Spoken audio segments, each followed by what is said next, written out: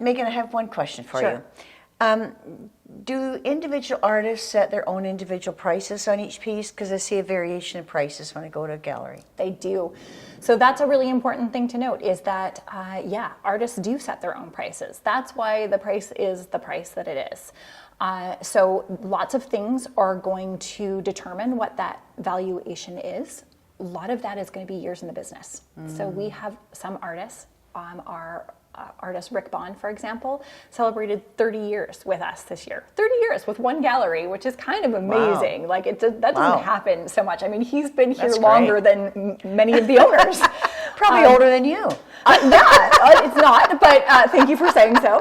But no, he has been like at the gallery through 3 different owners, and has obviously, his style has changed a lot, but he's been producing fine art for Hambleton Galleries for 30 years. So his price point is going to be higher than some of our newer artists. So we have newer artists like Christina Clark or Joshua Wallace, who haven't been with the gallery a huge amount of time. So they don't have or any gallery really, a higher price point, but those will change over the years. Their prices will go up. I mean, materials go up, labor goes up. All of those things affect an artist's pricing. How they work, the type of paints they use, all of those will affect an artist's pricing. The scope and size of a work that they create. Does popularity start changing prices? Like, does an artist find that, okay, they sell something at a certain price point and they sell quite a few pieces, so does the price then sort of go up as sort of like supply and demand, I'm thinking, but more like popularity? If they're more popular, then they can demand a little bit higher price. They don't really go by per square inch or anything like that, just what the public demands, the demands? So it definitely can, and that's really going to depend on the artist and actually how they've set up their business. So an artist who is a one-man operation or a one-human operation is doing everything themselves.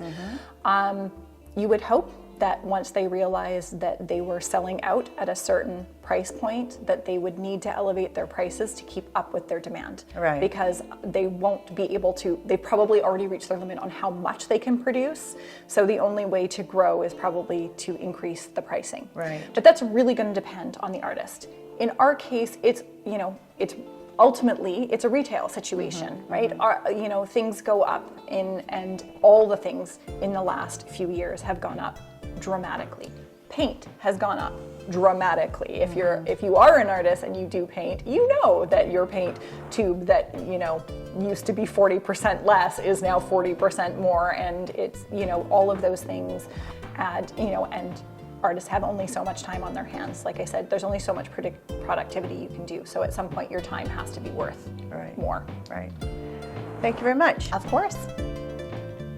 So thank you very much for joining us today. This is Doreen Velin from Process Art Discovery.